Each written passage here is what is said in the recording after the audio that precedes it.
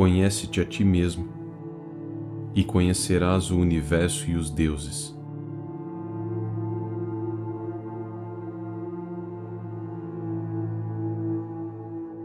Isto é o que a filosofia me prometeu,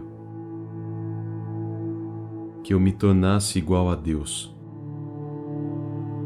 Para isso eu fui convidado. Para isso eu vim.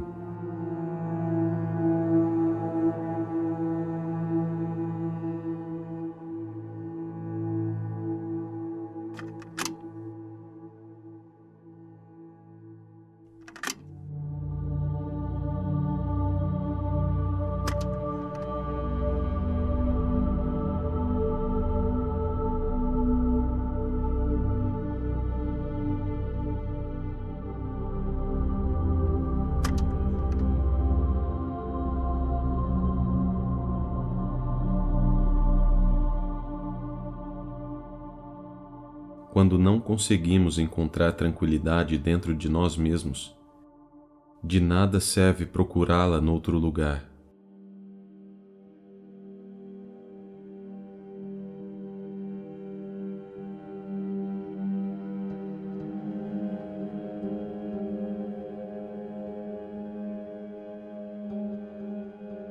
Sobre a tranquilidade da alma. O que desejas é grandioso e elevado, e se avizinha do divino.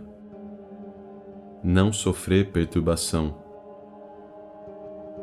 Essa condição de estabilidade da alma, os gregos chamam de eutimia, sobre a qual há um esplêndido livro de Demócrito. Eu a chamo tranquilidade.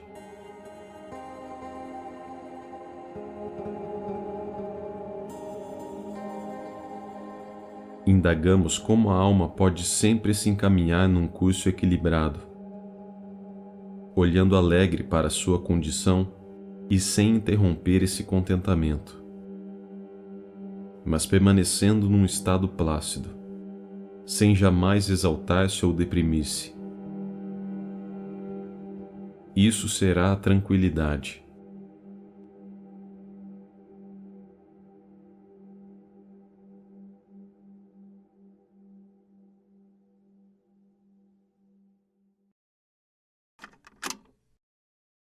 Não desperdice sua vida.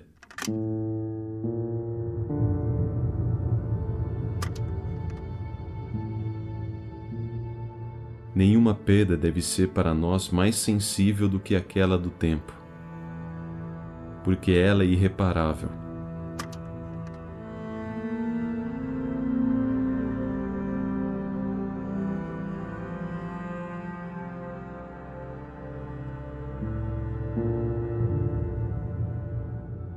Não é que tenhamos um curto espaço de tempo, mas que desperdiçamos muito dele. A vida é longa o suficiente, e foi dada em medida suficientemente generosa para permitir a realização das maiores coisas. Se a totalidade dela estiver bem investida. Mas quando é desperdiçada em luxo e descuido, quando é dedicada a um fim inútil, forçada, finalmente, pela necessidade final, percebemos que já passou antes que estivéssemos conscientes de que estava passando. É preciso livrar-se da agitação desregrada, a qual se entrega a maioria dos homens. Eles vagam ao acaso, mendigando ocupações. Suas saídas absurdas e inúteis lembram as idas e vindas das formigas ao longo das árvores.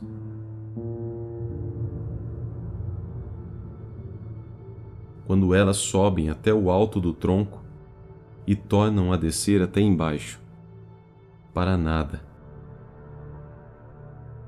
Quantas pessoas levam uma existência semelhante, que se chamaria com justiça de preguiça agitada?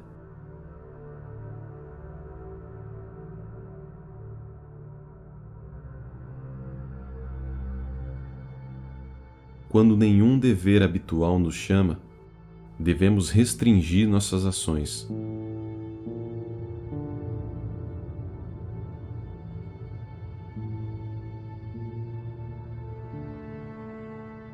Agrada-me restringir minha vida entre as paredes de casa.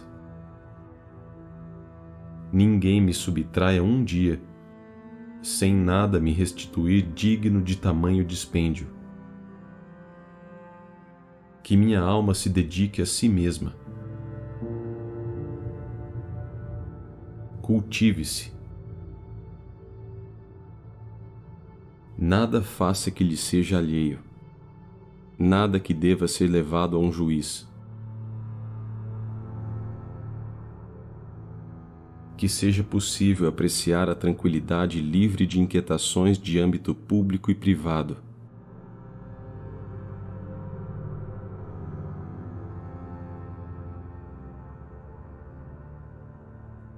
O próximo ponto será não nos esforçarmos em coisas desnecessárias, ou desnecessariamente. Isto é, não cobiçar o que não podemos conseguir, ou, tendo-o alcançado, percebemos tarde e depois de muito suor a vacuidade de nossos desejos. Ou seja, que o esforço não seja vão,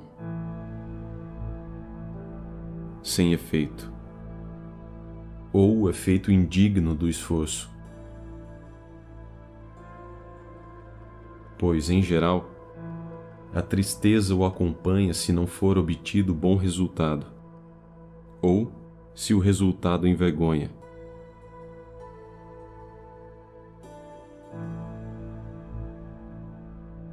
O dever do homem é ser útil aos seus semelhantes.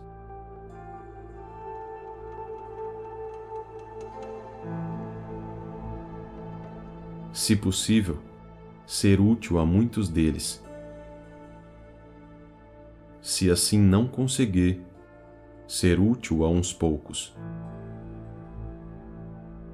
Se assim não for, ser útil aos seus vizinhos. E se assim não for, a si mesmo.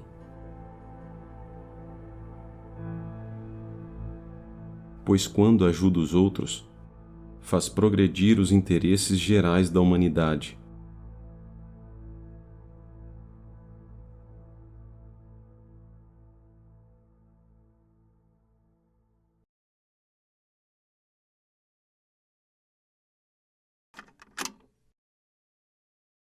Seja simples.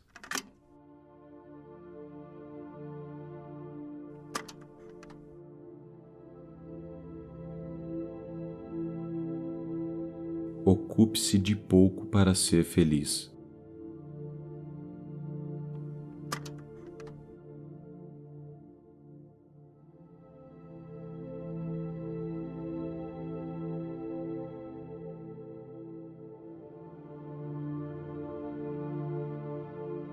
A verdadeira felicidade não está em ter tudo, mas em não desejar nada.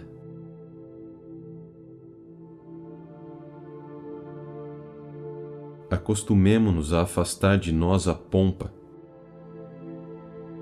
e a levar em conta a utilidade das coisas, não seus ornamentos. Aprendamos a aumentar a temperança, a coibir o luxo, a moderar a vaidade, a abrandar a ira, a cultivar a simplicidade e a nos empenhar em buscar riquezas em nós e não na fortuna. É a alma que deve ser preenchida e não o cofre. Acostumemo-nos, portanto, à modéstia. Mesmo a despesas com os estudos, que é a mais meritória, tem justificativa até o momento em que tem limite. Para que incontáveis livros e bibliotecas, se o dono, durante toda a sua vida, mal pôde ler os títulos?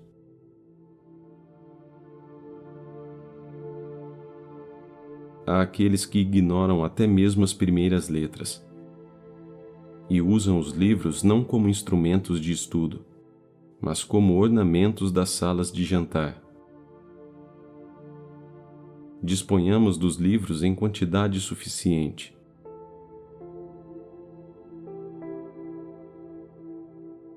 Não para decoração.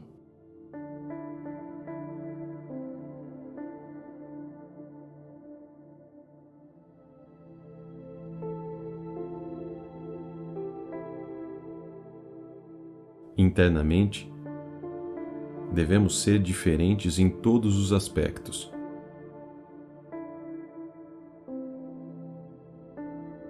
Mas nosso vestido exterior deve se misturar com a multidão.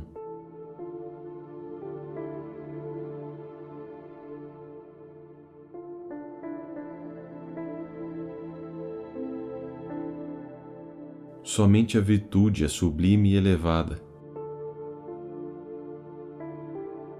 E nada é grandioso se ao mesmo tempo não for sereno.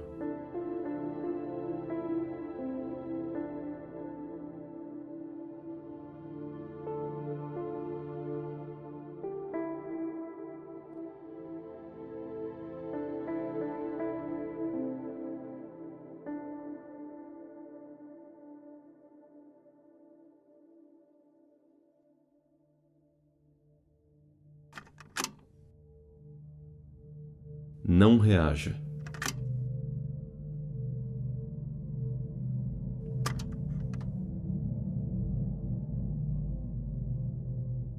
Se alguém o irrita, a única coisa capaz de irritá-lo é a sua própria reação.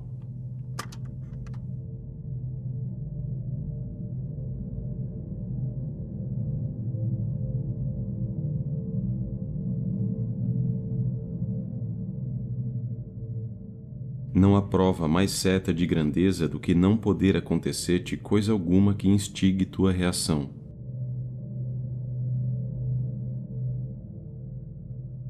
Disto não haverá dúvida. Destacou-se da multidão e situou-se mais alto alguém que desprezou quem lhe fez provocação.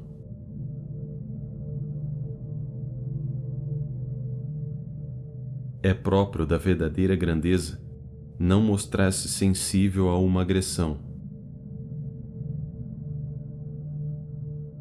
Se você realmente quer escapar das coisas que o assediam, o que você precisa fazer não é estar em um lugar diferente, mas ser uma pessoa diferente.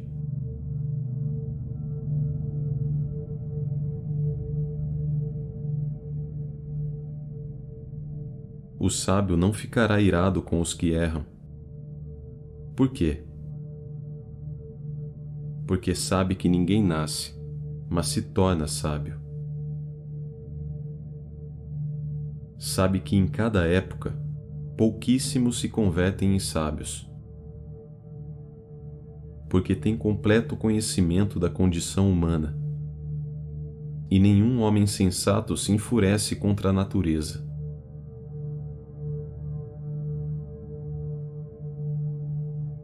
Alguém por acaso se irrita com crianças cuja idade ainda não dispõe de discernimento?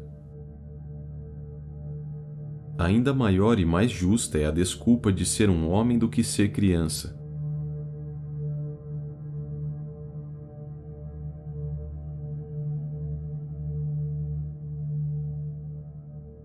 Nascemos nessa condição, expostos a doenças da alma não menos numerosas que as do corpo. Seres que não são obtusos ou ineptos, mas que utilizamos mal nossa perspicácia, sendo exemplos de vícios uns para os outros.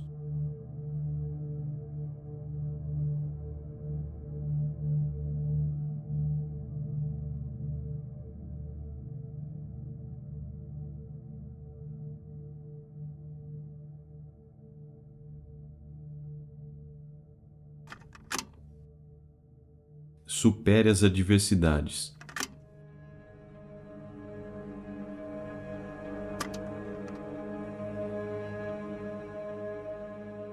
Se for suportável, então aguente. Pare de reclamar.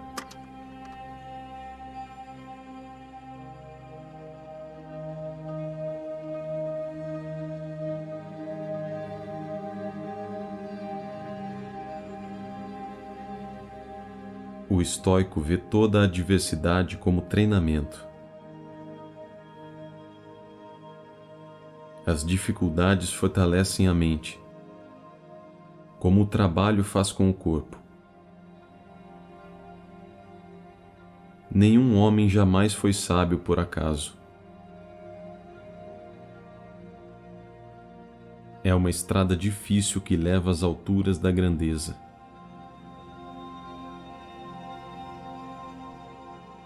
Admira-me quem tenta, mesmo que fracasse.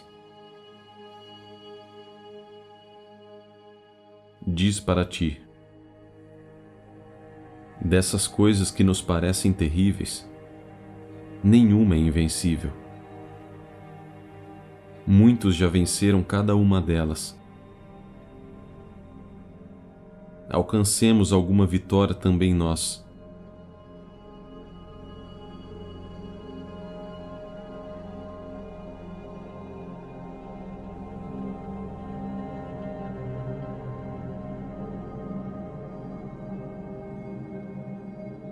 A persistência transpõe todo obstáculo. Ora, nada existe tão difícil e árduo que a mente humana não possa vencer, e uma assídua meditação não possa levar à familiarização. E nenhuma paixão é tão feroz e soberana que não possa ser domada pela disciplina. Tudo o que o Espírito ordenou a si próprio ele obteve. A parte mais importante do progresso é o desejo de progredir.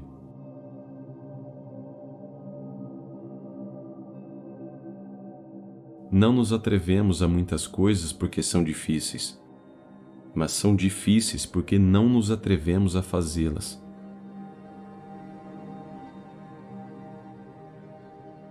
Padecemos de males curáveis, e como nascemos para o bem, se quisermos nos emendar, a própria natureza nos ajuda.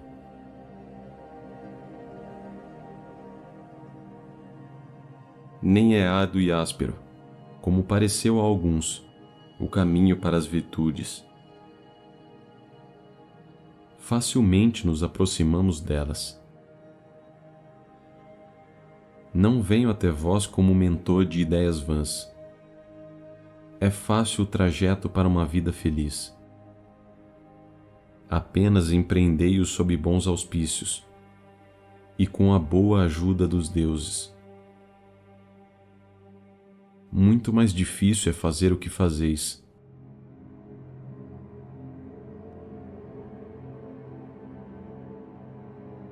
Viver significa lutar.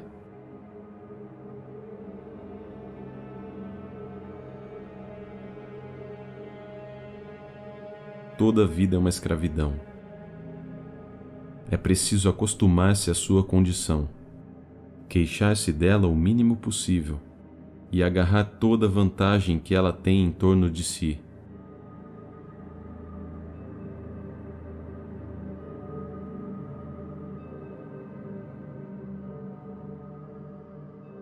Em todas as coisas, devemos tentar tornar-nos tão gratos quanto possível.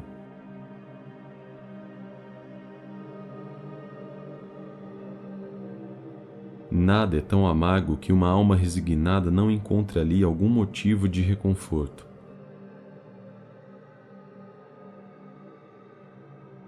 Há um só alívio para os grandes males: suportá-los e obedecer às suas exigências.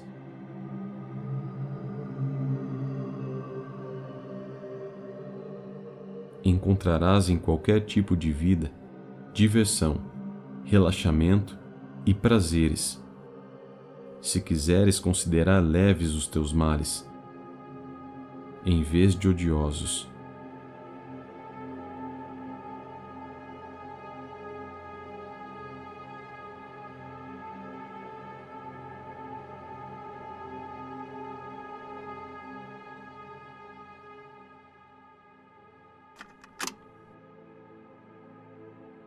Descanse.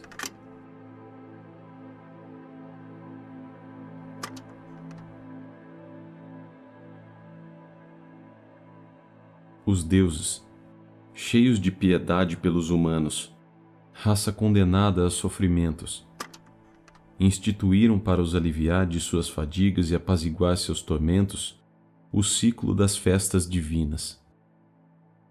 Deram-lhes por companhia e guias Apolo e Dionísio, a fim de que, assim nutridos na festa dessa divina frequentação, recebessem novamente a retidão e a ordem.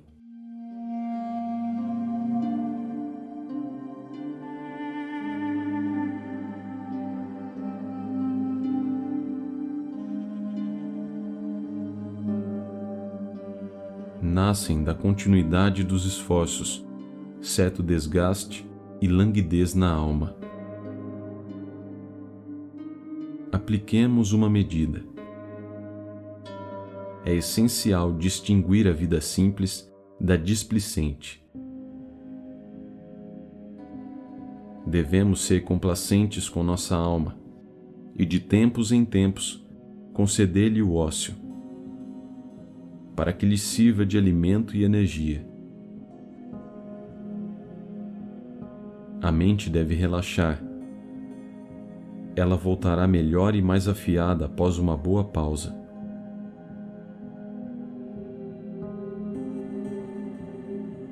A mente não deve se manter invariavelmente no mesmo nível de tensão, mas ceder aos divertimentos. É preciso dar repouso a nossas almas. Descansadas, elas surgem melhores e mais ativas.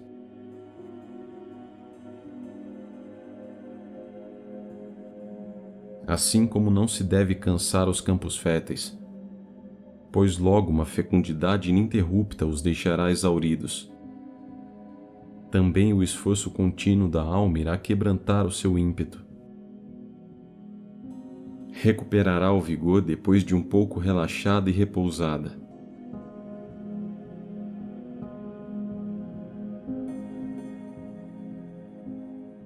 A prática frequente do divertimento irá tirar da alma toda a substância e energia,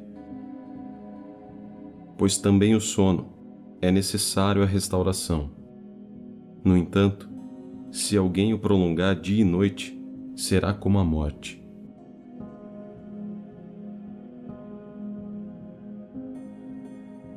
É bem diferente afrouxar algo ou decompô-lo.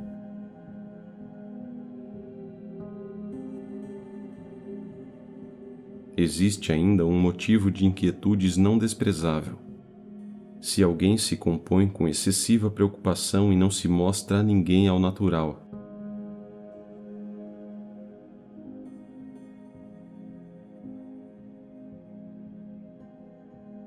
Nós devemos também ser flexíveis, para não nos apegarmos demais às nossas determinações, e convirá seguir para onde o acaso tiver nos desviado. Não ter medo excessivo de mudar de decisão e de postura, contanto que não nos domine a inconstância, o vício mais hostil à paz de espírito.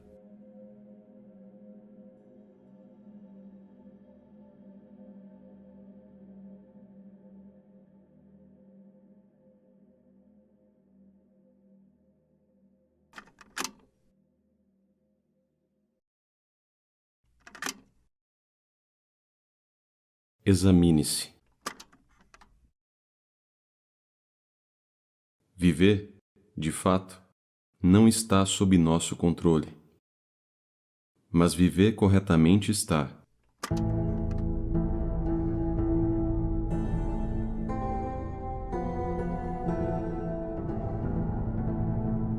Todos os nossos sentidos devem ser levados ao fortalecimento.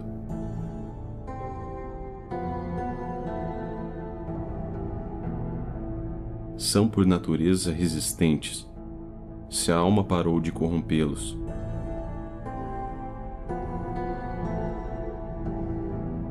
Esta, que deve ser cotidianamente convocada a prestar contas.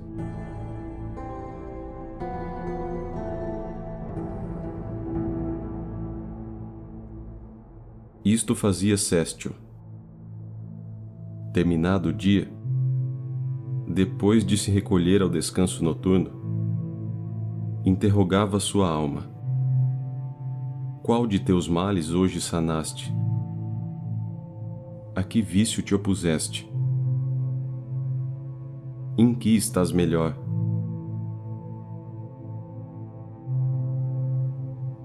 Examine-se. Cessará tua ira, e será mais moderada, sabendo que diariamente terá de apresentar-se ao juiz.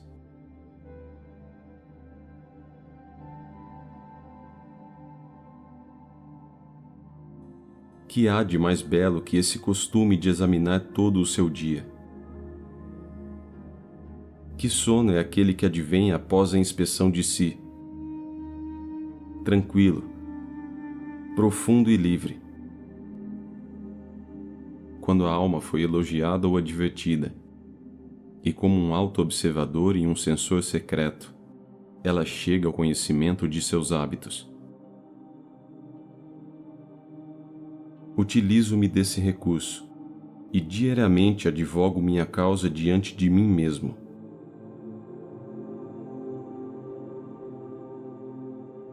Logo que foi apagada a luz, e minha esposa, já ciente de meu costume, fez silêncio, perscruto todo o meu dia e repasso meus atos e palavras.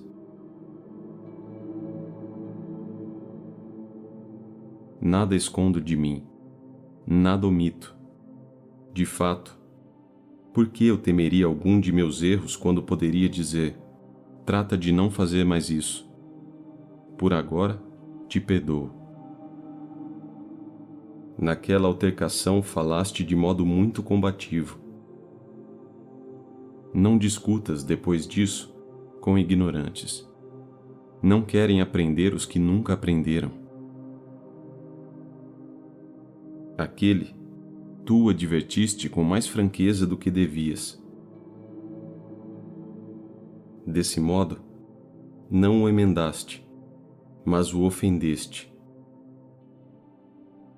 No mais, vê não apenas se é verdadeiro o que dizes, mas se aquele a quem te diriges tolera a verdade. Quem é bom, se compraz em ser advertido. Já os piores toleram com muita resistência quem os corrige.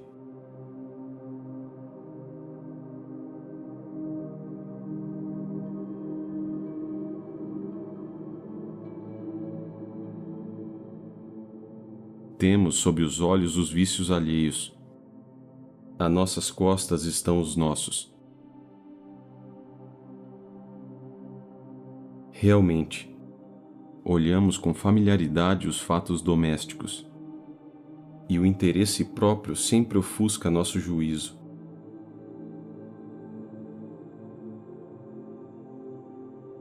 Que cada um esteja atento, e por si só se examine.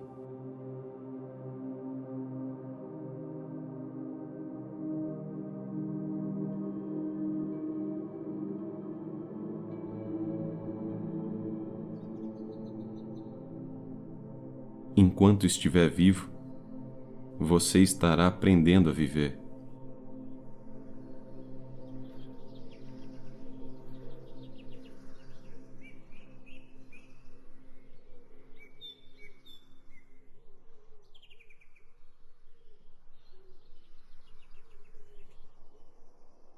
Aí tens, meu caro, os meios que permitem preservar a tranquilidade.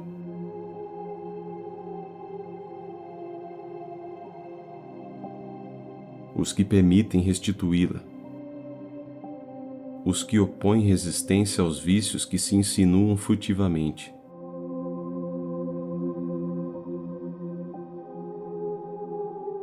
Saibas, no entanto, que nenhum deles tem bastante eficácia se um cuidado atento e assíduo não envolve a alma vacilante.